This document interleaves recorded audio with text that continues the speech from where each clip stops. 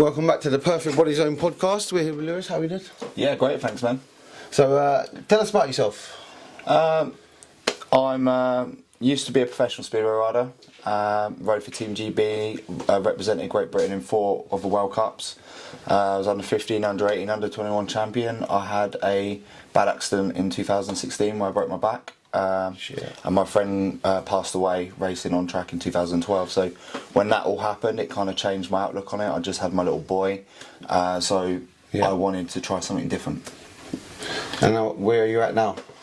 Obviously my training was a big part of my racing career in the past, so I was training like 2 times a day as a professional athlete from a very young age. So I've kind of channeled that energy into something else. I enjoy bodybuilding style training, some martial arts. Nice. And just trying to, have a real balance of everything, really. Yeah, well, your body's always in shape. Every time I see you, you're just always in shape.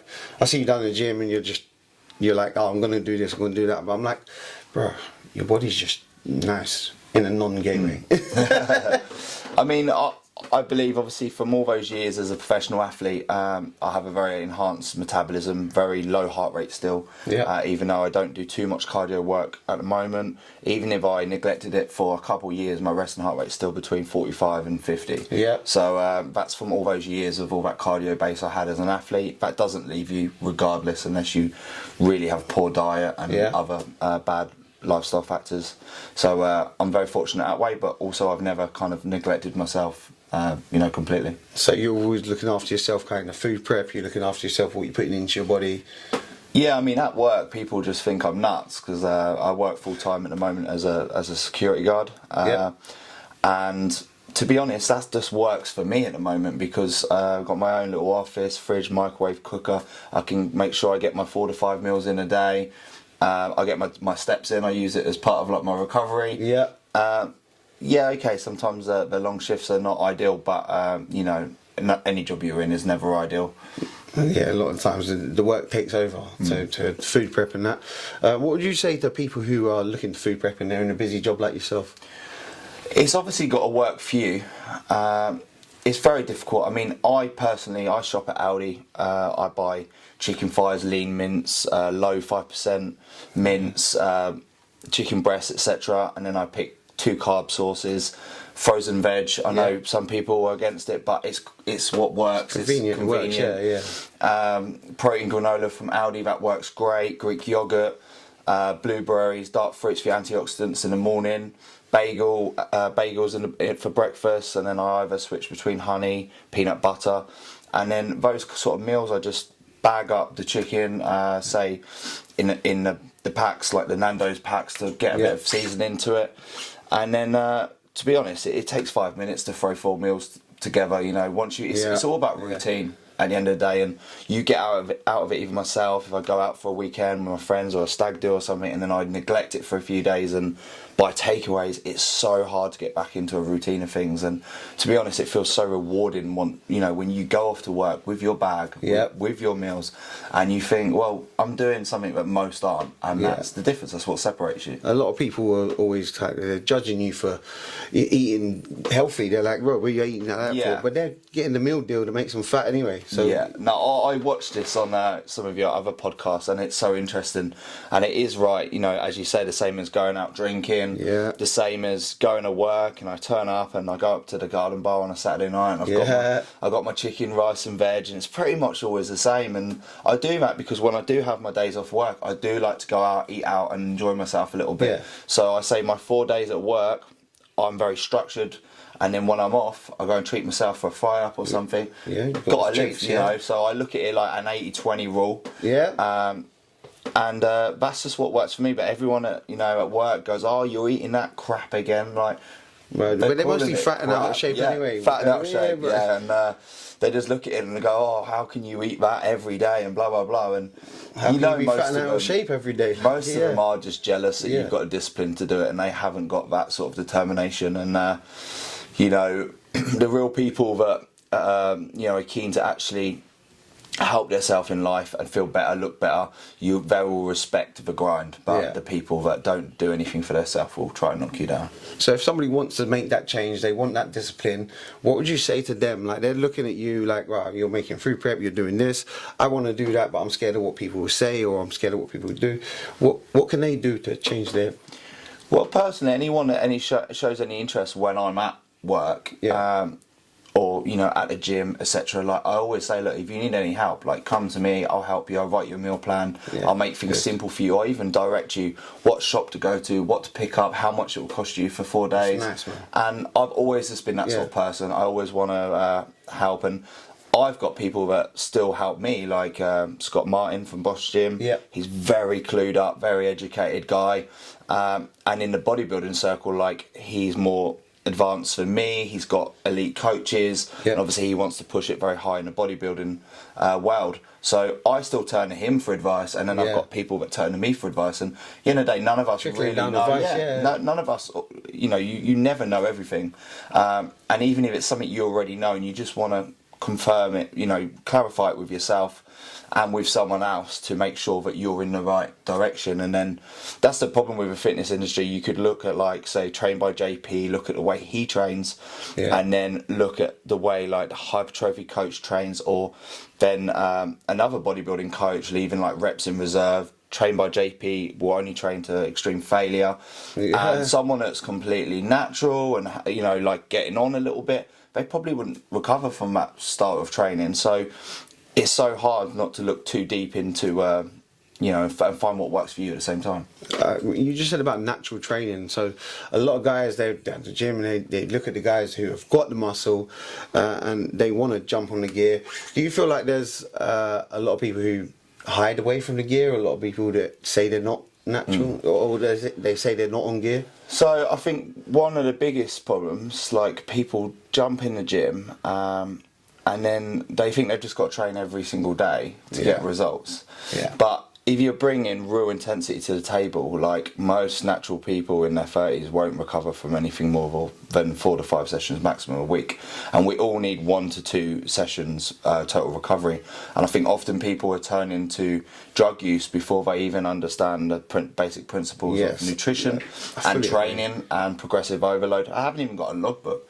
If you say to someone, what's your branched chain amino acids, or your creatine monohydrate, or how much should you take, they probably don't even know, like, maintenance dose of creatine a day. They're probably banging like 15, 20 grams of creatine, thinking more creatine is more, where, like, 3 to 6 grams a day is I've done that. all you need, and that's just being uneducated. And I've still got friends today that I tell all the time, like, how to run things, and they just completely ignore it. And I've had a friend recently tell me they're just on their way to pick up a load of tren, and I've said, have you even... Tren's beautiful, but I said, have you even got a good multivitamin stack, your omega-3s, your vitamin D? Have you had any blood work taken? Do you even know where anything's at? And they're like, tren's more powerful, isn't it? Straight on the trend. Like, fuck it, fuck everything else, I'm just going straight on the trend. And I can tell you now, unless you're competing on a big stage, trend's something that nobody should ever put their hands on. No, I went on the trend, and it was like that trend cough. As soon as you inject, you're on your arse. So, it's just the mental health perspective. It's I run it once, very, very low dosage for 6 odd weeks, and my mental health was in a bad place. So I would stay away from all kind of toxic. So I thought trend was great, and I really appreciate that a lot of people are on train, because you can eat what you want, you can burn off what you want, and you're going to look great. But like you said, you're going to have these side effects that people don't talk about. So these side effects that people don't talk about, what have you experienced? Just felt paranoia on it more than anything. I mean, this was literally at 200 milligrams. It's like the lowest sort of dose to get any effects from it. And we're talking 4 or 5 years ago now. And to be honest, I made no muscle gains on it whatsoever. I just looked like a Men's Physique cover in 6 weeks. Because I wasn't eating enough. But I was uneducated at the time on how much food I actually needed for growth. I was getting leaner and leaner and leaner, even though I had it in my head I was building muscle, and I just needed to push food up. I could have built more muscle natural without that, But you just went for the drugs first? I used a TTM mix, a ROM mix, so it was 400 test, 200 tren, 200 mastron. Luckily, the mastron kind of masks the a lot of the estrogenic side effects from the testosterone, because back then I didn't even know what an aromatase inhibitor was. So, hence why a lot of people have got gyno and so on these days. Yep, I had that. Yep. I mean, personally, until very recently, I've literally been on prescribed TRT 150 milligrams a week for the last 3 years, and I've not used anything other than that and health supplements. How are you finding that? Yeah, I mean, I kept 90% of what I made on cycles, and it does take some experimentation. Like for me personally, if I'm doing irregular injections for hormone replacement, I get quite a lot of side effects and slightly raised blood pressure. If I split that dose into 3 or 4 pins a week, then all those side effects go away. So it's the same sort of thing as what a lot of people do when they go on cycle and they think they can just put an ester in their body like Enfinate, which has got a 5-day half-life, and they bang 3 mil in them once a week, and they, you know, you got to think of your hormone levels at the bottom, and then your range, and then the high range, and then the side effect zone. The less frequent you inject, obviously, the more you go into the side effect zone. So if you smooth those peaks and valleys down, you can avoid almost all side effects from steroid usage. So a lot of the guys that I see, they just want to jab in as much as they can every week. Yeah, and they don't even have set days. They don't even have structure to what they're doing. You know, like, everything's hard work. Like, Scott at the moment's got me stepping on the scales every single morning so we can take a moving average over 14 days to look at what my weight's doing. It's barely moving. It's 89.1, 90.1, like, all the time. And he's like, don't move it yet. Like, the strength's going up. You're building lean muscle. Like, don't ruin your physique by throwing more food. Same thing with drugs. You got to think of it like an anabolic hotel. You press the elevator button, you're only going to get one lift. It doesn't matter if it's taken 300 milligrams or 1,000 milligrams to get it. If it's only took 300, then you've wasted 700 milligrams. Shit. So you wait until you can't get any more results, which is the lift, and then you add more. And we might be talking 50 milligrams, 50, 50, 50, not 300, 600, 900. Like, which most people that's do, abuse. Yeah. And if you want to be in this for a long game, obviously, you know, that's the way you've got to do it. So somebody coming into the game now and they're like, yeah, I'm going to take whatever I can. What would your advice be to them first off? First advice would to be get your hormone panel checked. If you've got low testosterone and you know, you're below, say, 500-600, I'd say if someone is under the age of 30 and their levels are 800 to 1,000, you've got quite a lot of potential. I would say go with that, with your natural supplements, get your food on point, your sleep, get all those factors perfect first. Then look at kind of your body type and what your maximum muscular potential would be. So for me, at 15% body fat would be approximately 86 kilos at 15%. I'm 90 at about 12%. So I'm above my natural potential. But did I achieve all that completely natural in the first place? No. I could have got there completely natural in the first place. So then whatever I took on top of that would have been a lot more. So that just speed up the process. It speeds up the process, but also you got to be careful. You take, you know, you go on PDs like that, and you get extremely strong. Like, you might have 80 kilos on a bench for 10 reps. Say some people maybe 60, 50, whatever, and then that turns into 120 for 10 within 3 months. Your tendons, your ligaments aren't used to that rate of work. And that's why a lot of people get injured. They go out to the gym for 2 years because they've come off everything, they're depressed. They jump back on, they abuse it, especially something like tren. You get real strong real fast. They get shoulder tears, rotator cuff injuries. Oh, the shoulder ones. And it's just, you know, like, a lot of people, I'm going to say this now, I walked into Townhouse Bexhill the other day. Walked past the doorman, I don't know his name, and he went, bench, squat, deadlift. I was like, what? I was out for my mate's birthday. I was like, why are you saying that? He's like, you look strong. He was like, I respect your physique. And I was like, I squat, but with plates under my feet, heel elevated, like, for more quad focused, because my legs aren't great genetically. And then I don't bench because it does hurt my shoulders, and I'm not a powerlifter, so I use dumbbells and machines. And I don't deadlift because they're too taxing Yeah. And I can't combine other things. Like So he martial wants arts. those ego lifts. He wants to know what you're doing. Yeah, I'm doing 180 kilos on RDLs for like sets to 8 to 10. So I'm strong, and that will carry over to a deadlift. Yeah, but so you're in impeccable shape, right? Yeah, so I can still pull like a 200 deadlift for like 8 or 9 anyway, like at 90 kilo body weight. So even though I don't deadlift, that carryover from RDLs, the posterior chain, it still means I can deadlift, even though I don't pick weight up off the floor. And I have no reason to pick up weight off the floor. Because then the deadlifts are so taxing for the rest of the week for your sessions. It means you have to leave so much more back work out because the deadlifts take it away. So you'd say no deadlifts?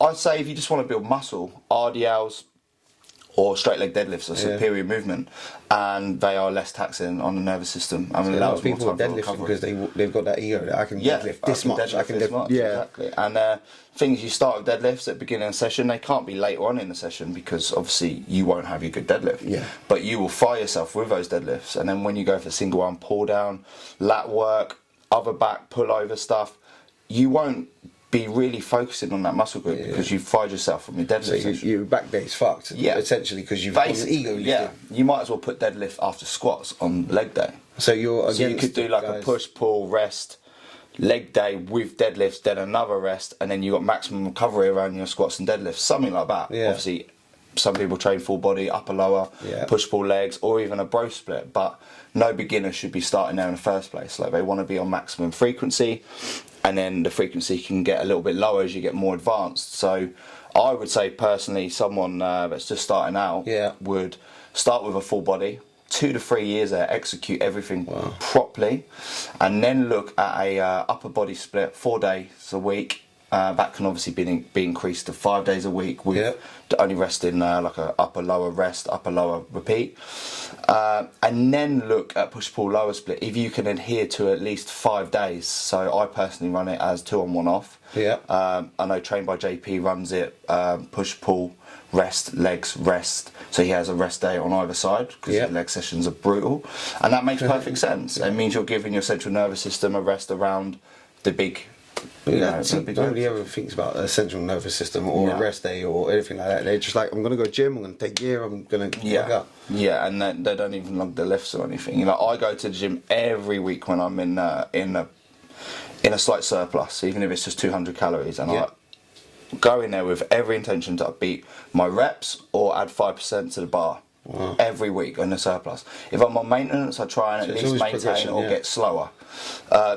Try and maintain those lifts, those reps on maintenance, or get stronger, maybe add weight to the bar every 2 weeks rather than every week.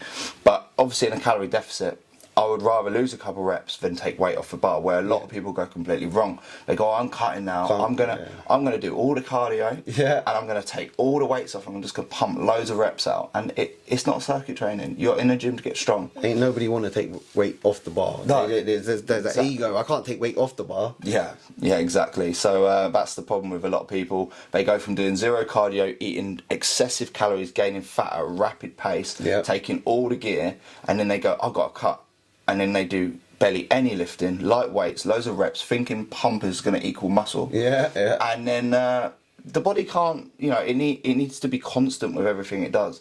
Such small changes, like if you're doing 2 cardios a week at 30 minutes, you add 35 minutes, then 40 minutes, and then you add 1 cardio, one thing at a time, one variable at a time, not changing a million things. So I've been bad for this myself. Like even recently I flipped between a few programs, and Scott Martin, same thing again. He's like, mate, believe me, like stick to one program, adhere to it, otherwise you're never really going to know what you're doing with your progression. I know that already, like I said, like I know that. You're very knowledgeable out. But hearing it from someone that's got a professional coach who checks in with every week, that he's been on, he's had 2 blocks in the last 3 years of training, just rinsing and repeating the same exercises. But most people going in the gym these days and they don't even have a plan. I was speaking to a friend of mine yesterday, not going to say any names because he might watch this, but he goes, I've trained arms 3 days in a row now, like shall I train some arms again today? I'm like, why are you even training arms? I did that for so long. I did like just chest for 6 months. I was like, why you even got an arms day? Like, it makes no arms sense. And chest, forget the rest. I mean, if you want to go in there on a Saturday with the lads and have a little arm workout and it's a bit of an ego thing, then absolutely fine. But you can get plenty big enough arms as, you know. So you don't do an arm day? No, not at the moment. No. When But your arms are big. Yeah, because I'm progressively overloading with big compounds. But whenever I've had it in there, it's been in there a few weeks, and it's just for such a wasted session. Yeah. It really does. Like Just an ego session. Just an ego session, exactly. And you just feel good when you leave for like an hour, like the pump. And if anything, it's just so hard to then. You have to have 2 days off from that day, because if you really want to destroy your arms in that session, you couldn't do a push or a pull day the next day, because your triceps and biceps are ruined. So yeah, if you don't on a Saturday, you're probably not even going to be 100% to do a push day on a Monday. Yeah, I don't think so. You have to do the legs. So you'd start. It'd be very hard to plan in. A better way of doing it would probably be to have a few extra bit of arm work, tricep, biceps on like a leg day. So different, like to add some frequency to your training, rather than an actual leg day. So what would you say to young lads that they want the big arms because they want to look like they're Bolo? Get strong. Big bread and butter lifts, big compound lifts, get strong, progressively overload, and they'll come, you know. It just comes naturally. It'll come. You get strong, you're going to get big. And how are they going to get strong? The way I look at it is like, when you start out, that's why you got to start with a full body, the upper lower, push pull leg. Like, you got to look at that as building your house. That's your foundation. And once you've built your house, and you're like, say, £250 months, which most of us are never going to get there. Yeah. I'm never going to use that amount of drugs or train to that extent to become that person, because I also want to live a long time. And I'll be brutally honest. And to be honest, putting an extra 5 kilos on my physique, so 95 kilos lean, like 10 to 12% body fat. Like, you've how always I like been to lean. walk around. I mean, yeah. I mean, but you know, walking around comfortable at 220 pounds, 95 kilos, etc. Like, that would be ideal. Like, exactly what Scott said to me. For an extra 5 kilos on your physique, you look unreal. Yeah. But you know, I'm not looking. I'm going to be 250 pounds. Like, it's just unrealistic. You've got to walk around like a walking pharmacist to achieve that. Yeah. And some people have got to. You know, if they've taken 1500 milligram a gear to get to that physique, they're going to need like 1 milligram per pound of testosterone to maintain that physique. Yeah. Maybe less. Like, I know I've got someone that cruises on 125 milligram legit, and their levels are in range, and they keep all of their gains. But also, he's got very good genetics. Yeah. But in general, I think there's a few people out there, that bodybuilders, will kind of agree that they need about 1 milligram per pound of testosterone to maintain their physique. So hormone replacement is that after a certain age or not? No, just in general. Like, if you've got lower testosterone levels, and I mean, most males now in their mid-30s. I've got 2 friends at Stack's gym, but actually twin brothers in very good shape, and both their testosterones come back at a very lower range. Yeah. And they're builders, they're healthy, they're settled down, they're married, and they're right at the bottom. Are they taking tests too? They're not at the moment. They're going through proper clinics and everything to try and do it legit. So but that's very shocking, because they don't look like it either. No? They're well-built lads, big lads. Big lads. Healthy lads, you know, they're not out drinking, using recreational drugs at all, which is what I think is causing a lot of it. You know, they can say about all the environmental factors, etc. But I've got 2 athletes in Kings Lynn, they're professional speedway riders that are in mid-20s, and they had their blood work done in Poland the other week, because it's their national sport out there, speedway, and both come back right at the top, 850, top of the range, like spot on. They don't drink, they don't smoke, they don't use drugs, and there's no issue there for them, so they're whatsoever. Well, not that, you know, they're professional speedway athletes, so they're not even training with much weights, but their testosterone levels are through the roof. So it doesn't make much sense, other than they live a very healthy lifestyle. Peak performance at the moment. Exactly, yeah. So maybe there isn't such a problem with you know, the endocrine system and so on as we think, and maybe it's just more down to our general lifestyle. So being that the professional athlete that you are, you know, you went through all the little speedway, and how was that? You know, you had to check everything. You had to check your diet. You had to check, constantly looking at yourself as an athlete. How was that?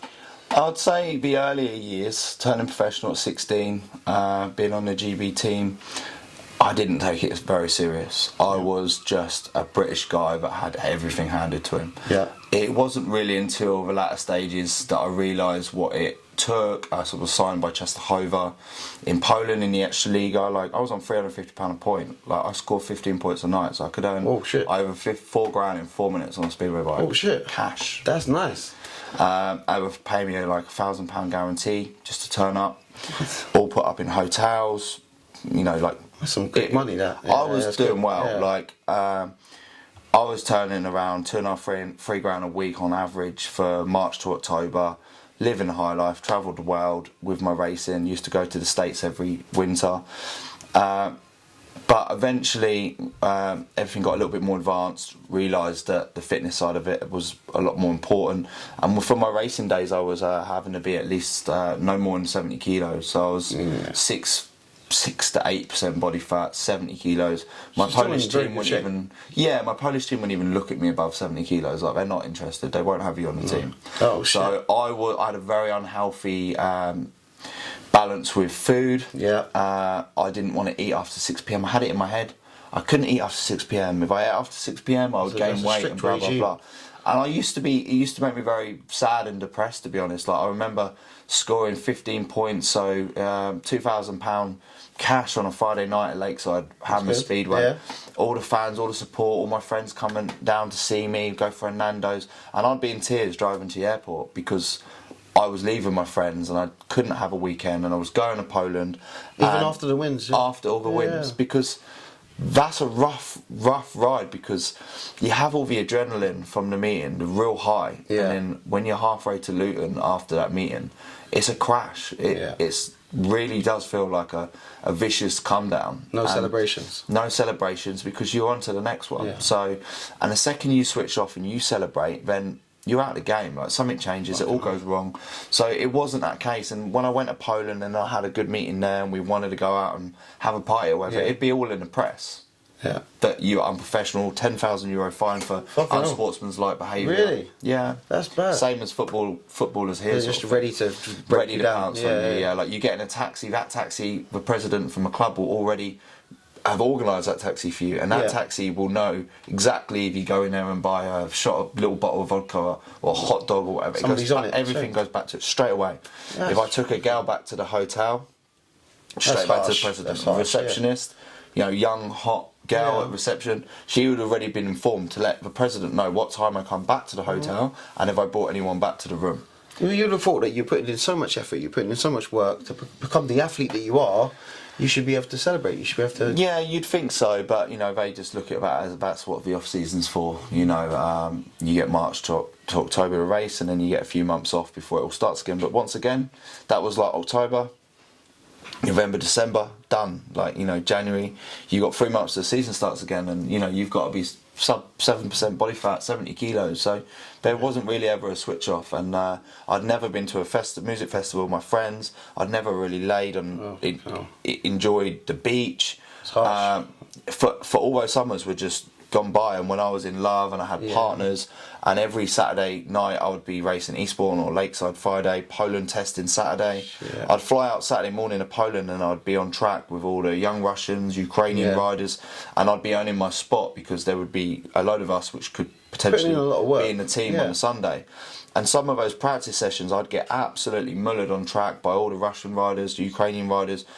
Think it's done, I'm not going to be in the team, and you dig real deep, and then I come out and I win the last 3.